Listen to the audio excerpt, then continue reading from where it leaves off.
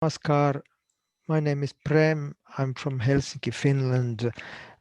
I'm happy to contribute to this project and share some of the history of Berlin sector as I've experienced through 70s and 80s.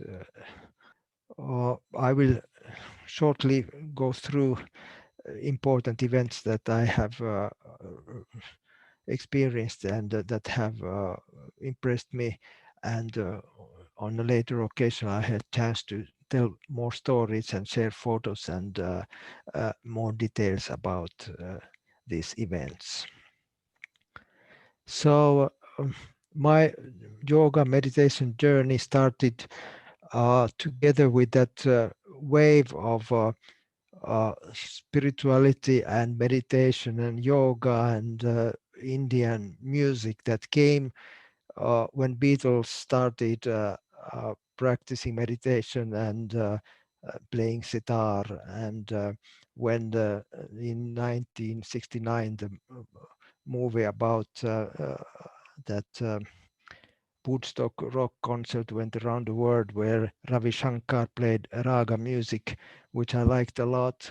There on that same scene, this one of the Indian meditation teachers, Maharishi Mahesh Yogi, introduced meditation for tens of thousands people who attended that rock concert, and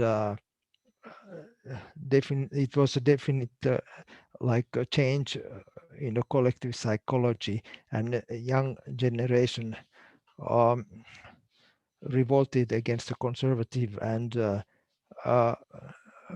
narrow-minded values of their parents' generation, and looked for something new, were open for new ideas, and were inspired about yoga, meditation, uh, Eastern spirituality, and so on. Uh, some of the first active yoga practitioners in Europe were creative people, artists, uh, also theater, uh, these actors, actresses. That was the case also in Finland. I think the year was 1968 when yoga courses started in Helsinki, and they were run by a well-known actor. And my elder sister, 2 years older than me, joined that yoga, those yoga lessons, and she liked them. She started reading yoga literature and even organized some kind of simple collective meditation at home with the children. I was then about 15 years old. So that was my first touch with meditation. A couple of years later on, I was 17 when I joined joined a yoga course, just doing asanas once a week. And I found very good health benefit, and I felt good about it. Uh, and that motivated me to continue and study more. I started reading yoga literature, and then 6 months after that, I met the first acharya who had come to Finland. That was Dada Mahesh from Philippines, who had arrived in Helsinki early 1973. He had arrived to Europe earlier that year, first to Norway, uh, but there were more margis, more activity that time in Helsinki, so he soon then came to Helsinki, where Jagriti was also found. And the unit and the group of margis formed already in 1972.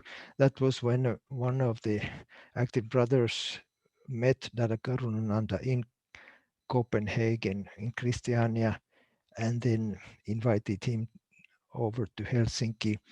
And the family of that brother called Taavi Kassila, Padam. His parents were theater artists and movie producers, and her mother was already practicing yoga, so he was introduced to yoga already in his uh, family home. And there were three brothers of them, so they became like the first LFTs and active margis who started the unit in Helsinki. That time, Dal Karunanda had been working already in Europe for some years. Uh, he had arrived earlier. It's not known to me exactly when he arrived, or whether it was 71 or even earlier. Then, after initiation, my first retreat was a very strong influence on me. It was also the first sectorial conference uh, of Berlin sector in the summer of 73. There are many photos from that event that I will share later when I set up those shared albums on the internet. That event was attended by about 160 people from 4 or 5 different countries. That time there were active units besides Helsinki in Oslo, um, Amsterdam, Berlin, London, at least in these places, maybe a couple of other cities also. There were like 4 acharyas besides Karunananda and Dada Mahesh. There were couple of American Dadas who had just arrived in Europe also. Another Mark had started in USA in 1970s, so they were like a bit ahead, and there were several acharyas from America already that time. For myself, I was still at school that time. Then I continued practicing meditation, became vegetarian. In my family, we were 3 children. We were all started doing meditation. My brother was more interested in Buddhist meditation, so I also tried Buddhist meditation. But after comparing the both practices, I felt a stronger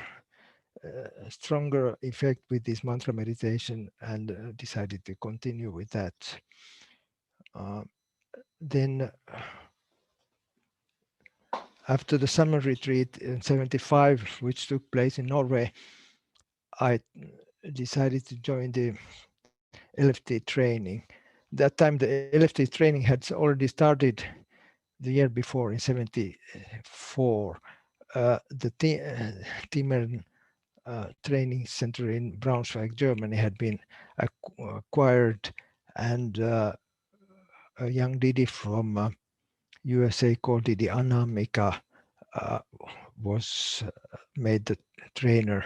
Both brothers and sisters attended in the same group that time in those LFT training sessions, which lasted like 3 months.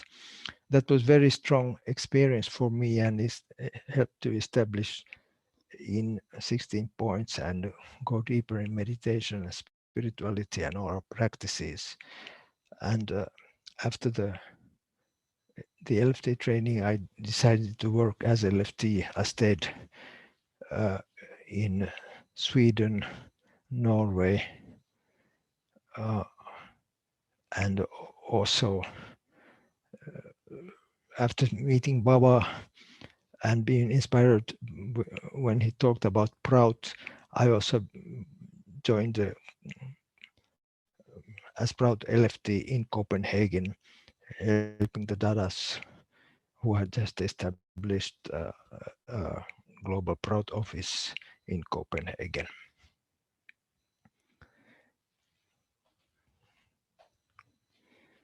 So during those years that I was LFT,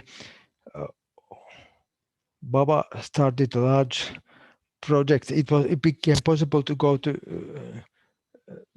meet Baba in the jail from the autumn of '77, and many people went to see him. And already from that period, for most of those people who came from Scandinavia, Baba's topic of discussion was proud. He inspired people to work for Proud. He asked about how the Proud Dadas who he had sent were doing. That was the case with me also. Uh, he inquired about the Rakrita Shivananda. Uh, he said that Europe is ready for Proud. And I, of course, before that, I had actually been like practicing sitar playing. I was interested in music and Rava, but then, of course, I took interest in Prout and started studying and researching also that. Um, Baba had sent both Dada Tadbhavananda, then Dada Krita Shivananda, and even one third Dada Sadananda for that project of establishing a global Proud office. He said that they should be established in one of the Scandinavian countries, and they considered either Sweden or Denmark, but then settled on Denmark. And also when Baba came uh, to Europe, when he traveled to Sweden during his 1 month European tour, he that was the time when I had the chance to have a personal contact with Baba. And both when I had gone to see Baba in the jail in '78 and in my personal contact in the spring of '79 in Stockholm, Baba's topic of discussion was about Prout. That was the thing. I can share one personal experience uh, relating to that period. That was the spring of '79 when the news came that Baba was coming to Switzerland for DMC. So I attended there also. During that time, many got personal contact also, but I did not had the chance to get personal contact in Switzerland. So after the 1 week program, I returned back to Finland. I stayed there for a couple of weeks, and then we all went to Stockholm because we knew Baba was going to Stockholm. He was going to fly from uh, Spain to Stockholm and then to have a program there.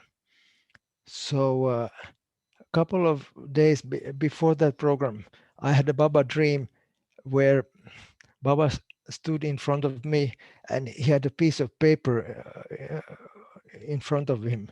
And he said, I have here the list of those people who will be getting personal contact in Stockholm. So this was kind of hint, and I understood that I will have chance for personal contact. And indeed, that also happened like that. And I did have personal contact in Stockholm. Uh, Ways that Baba influenced events in Europe was in the summer of '83. Uh, I think it will be interesting to maybe interview also our SS Dada Subhasananda.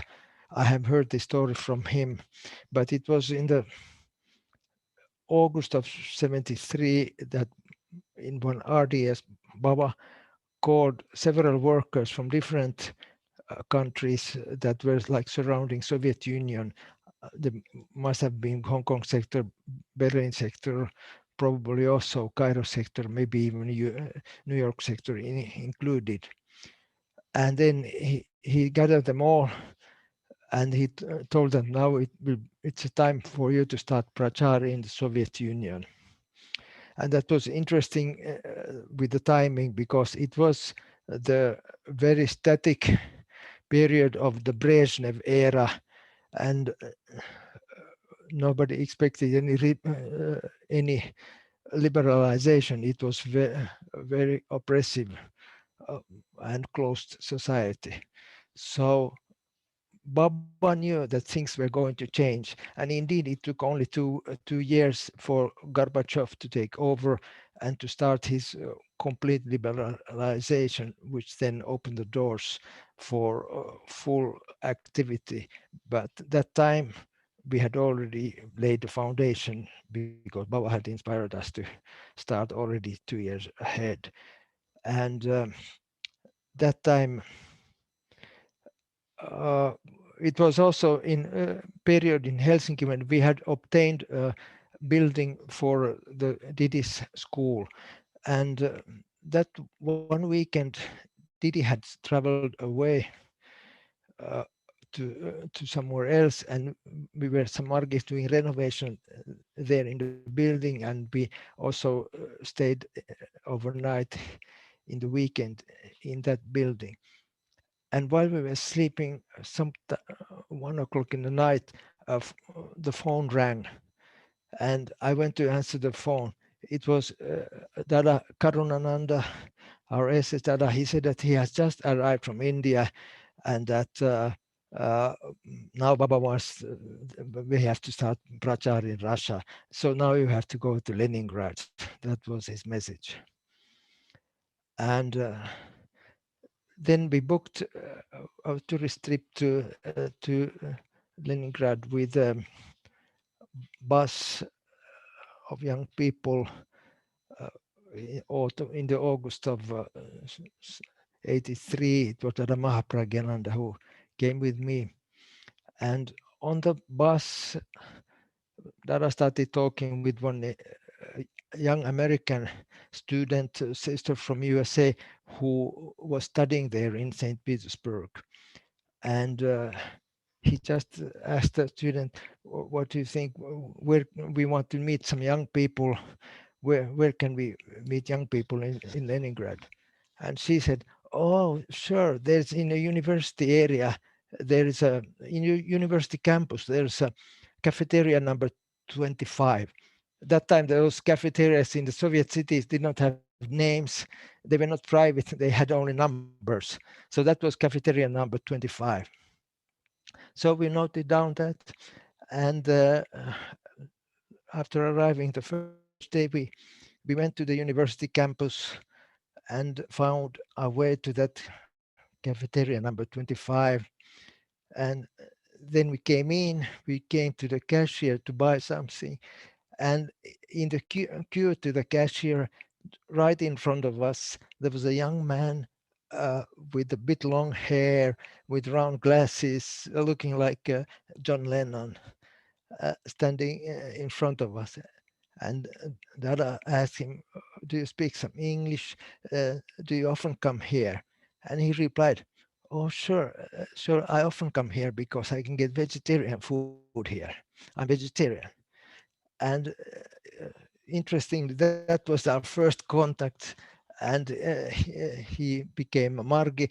And that same day, he invited his friends in some private apartments. And we had many meetings with people who were, of course, very cautious, careful about these things, but also very interested and keen to understand these things.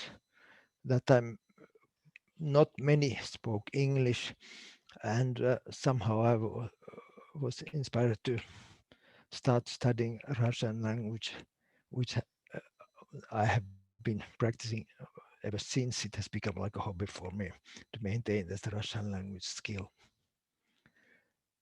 So that was the start of the work here, and it was, as I remember, mostly the Margis from New York sector who responded for Baba's call and went to the far East Russia uh, uh, and those areas, and were also very successful in their prachar in those parts of the Soviet Union. And of course, things have moved gradually and slowly, but the definite potential was there. And as we know nowadays, it's blooming and very nicely received. There were some interesting stories relating to these events about Prout. That time when Baba had this his campaign for starting the Prout office, uh, he, there was one brother from Sweden who went to often to see Baba that winter 77, 78, because he was able to get free tickets through his mother who was working at the airlines, SAS Airlines. So he went there quite often. And one of the meetings, he asked Baba, where will the first proud government be established, in which country? And Baba answered something like, I think in Scandinavia, either Scandinavia or in Australia, but I think Australia. That was quite intriguing. But it was not the only place that I heard something special about Australia. It was also when I was LFT in Copenhagen, spring of 78, uh, uh, many workers stayed there for short stopover on their way to different places. There was also one young Didi from USA who had just completed her training and had taken the posting. And before leaving to her posting in Africa, Baba had granted a personal meeting, sharing some words of inspiration to the new uh, acharyas. And for her, Baba had said that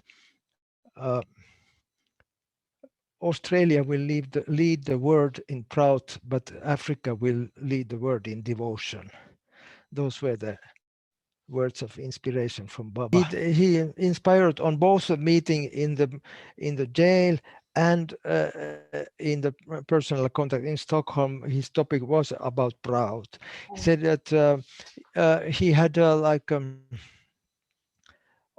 metaphor. He told like this that uh, in the ancient system of India, if a father has a debt and if father cannot pay his debt, then his sons will have to pay for the debts.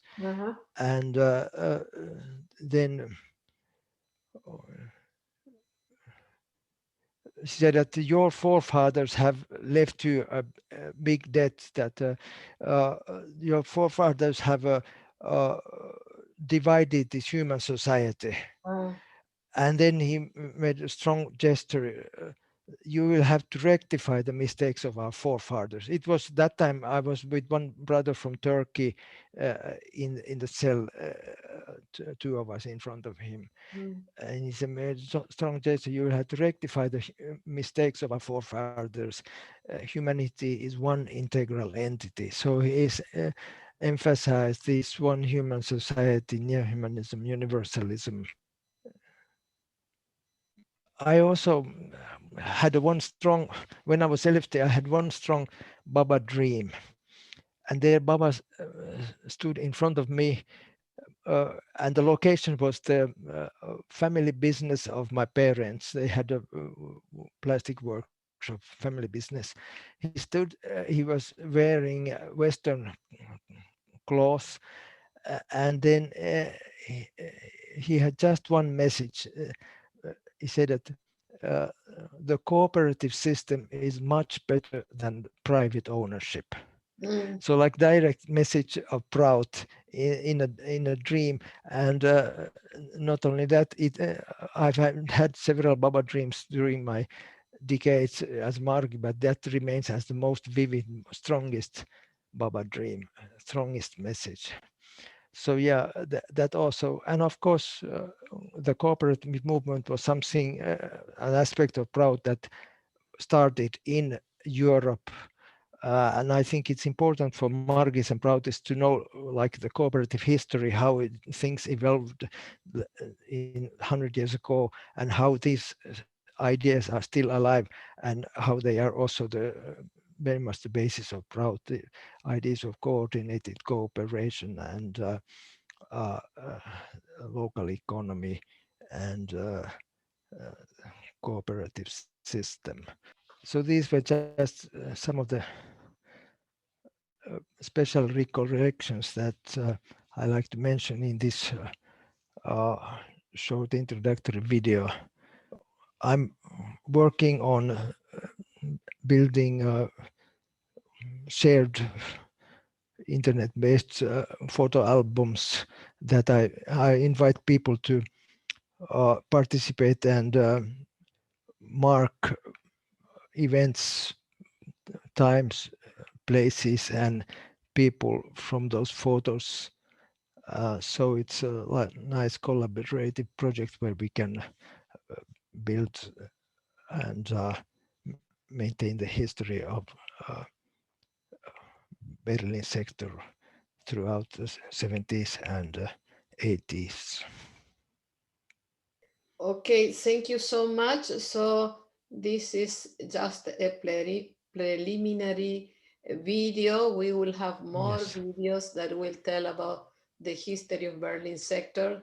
And yes, then in future recordings, if you remember or you want to share something more about Baba, you are very welcome. So yes. thank you so much. And Mm, we yeah, keep in touch.